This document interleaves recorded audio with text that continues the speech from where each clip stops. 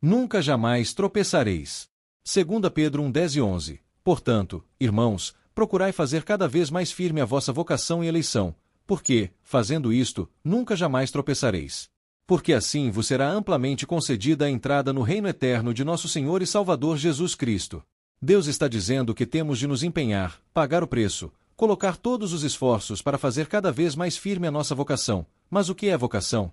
É a chamada de Deus para fazer parte do seu reino. Talvez você fosse inimigo do Evangelho, não gostava dos cristãos e até fazia piadas. De repente, você entendeu que o Evangelho não é uma religião, seus parentes e amigos não compreenderam e acharam até que você estava fraco da mente, mas você sabia que era chamada de Deus e não rejeitou. Entretanto, esse momento maravilhoso não é suficiente, é preciso tornar cada vez mais firme essa vocação, para não perder algumas bênçãos. Joga o uso de todos os números para nos desviar, às tentações da desonestidade, da mentira, do adultério e até do desânimo. Se está chovendo, a pessoa diz: hoje não irei à igreja. Se é inverno, não vai na igreja porque está frio. Se é verão, não vai porque está calor. Se um amigo ou parente o visita, fica constrangido de dizer que irá à igreja, lê a Bíblia ou ora, mas o fogo já está quase apagando.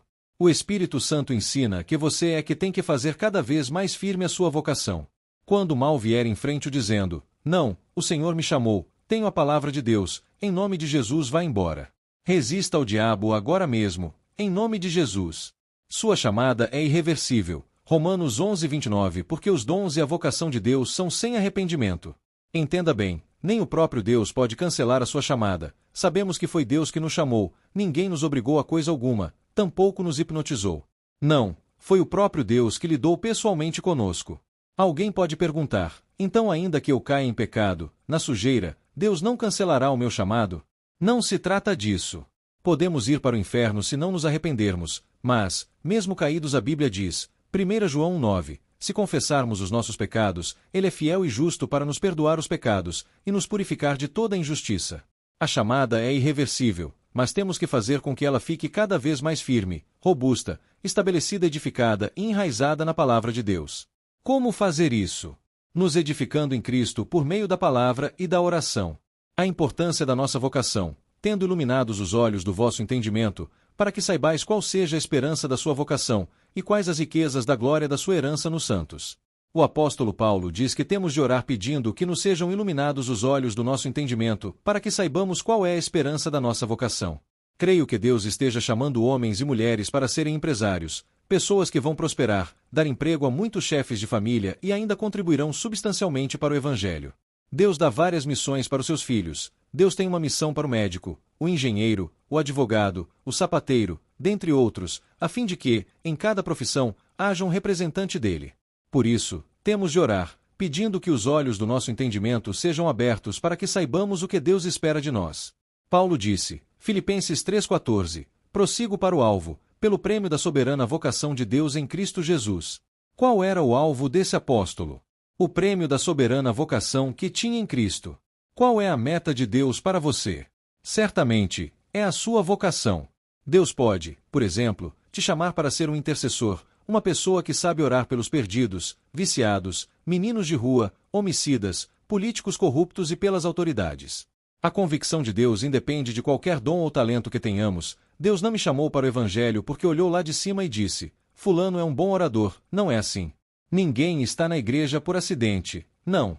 Você é fruto do sonho de Deus. Deus tem uma missão para você, e absolutamente nada pode te roubar sua chamada. Você deve prosseguir para o alvo, pelo prêmio da soberana chamada. Sua eleição, não me escolhestes vós a mim, mas eu vos escolhi a vós, e vos nomeei, para que vades e deis fruto, e o vosso fruto permaneça, a fim de que tudo quanto em meu nome pedirdes ao Pai ele vô-lo conceda. Eleição é escolha. Quando o povo vota, escolhe o candidato que dirigirá o município, o estado ou a nação. Há também a eleição de um representante para determinado grupo ou associação. Fomos escolhidos, chamados por Deus para dar fruto, e tudo o que pedirmos a Deus, Deus nos concederá. Dar fruto para Deus significa pregar o Evangelho para que outros também conheçam a salvação em Cristo. Que tristeza haver cristãos estéreis, que não cumprem a chamada que o Senhor Jesus lhes fez. Como alguém pode tornar essa escolha mais firme se ele não se reproduzir? O nosso fruto tem de permanecer, nossa produção deve ser uma bênção para o reino de Deus. O Senhor Jesus disse em João 15,16b, a fim de que tudo quanto em meu nome pedirdes ao Pai ele vos conceda. Quer bênção maior do que essa? Quer maior privilégio do que esse de você pedir, determinar, exigir tudo o que a Bíblia diz que te pertence? Você quer um conselho? Em seu trabalho, no colégio, na vizinhança, entre amigos e conhecidos, deixe todos saberem que você é do Senhor Jesus.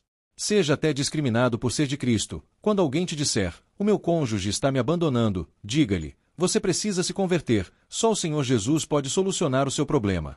Quando outra pessoa reclamar de uma doença, diga, você precisa se converter, aceitar o Senhor como seu médico.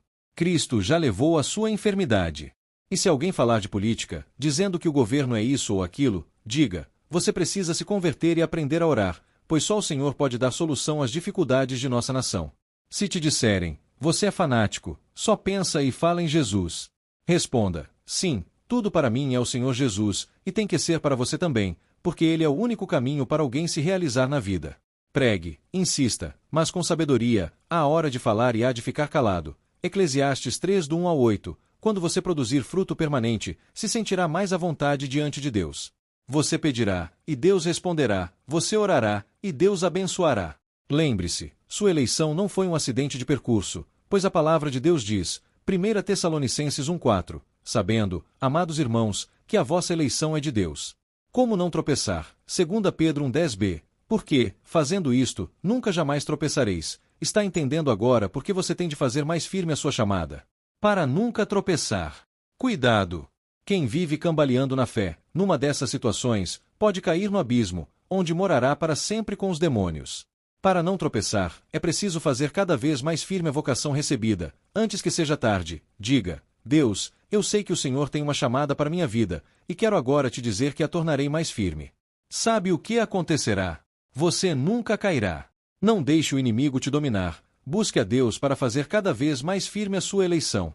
Se fizer a sua escolha cada vez mais firme, você não vacilará jamais e ainda alcançará a entrada irrestrita no reino de nosso Senhor e Salvador Jesus Cristo. 2 Pedro 1:11. Porque assim vos será amplamente concedida a entrada no reino eterno de nosso Senhor e Salvador Jesus Cristo. Há pessoas que têm entrada limitada, elas só conseguem sentir a presença de Deus de vez em quando, porque a vocação e a eleição delas estão frágeis, apagadas. Quanto mais firme você estiver, mais a porta do céu se abrirá e você receberá o poder de Deus para atuar em seu favor. Tome uma posição de decisão. Se quiser ter um recomeço e ser uma pessoa de Deus, diga agora, eu aceito o Senhor Jesus como Senhor da minha vida. Eu renuncio ao pecado, recuso o mal em meu viver. A partir de agora, serei um verdadeiro servo de Deus, não quero mais o pecado em mim. Uma vez tomada tal decisão, fique firme, lutando por sua vocação e eleição, para que você jamais venha a cair e para que as portas dos céus estejam sempre abertas sobre a sua vida, para que você seja abençoado em todas as coisas.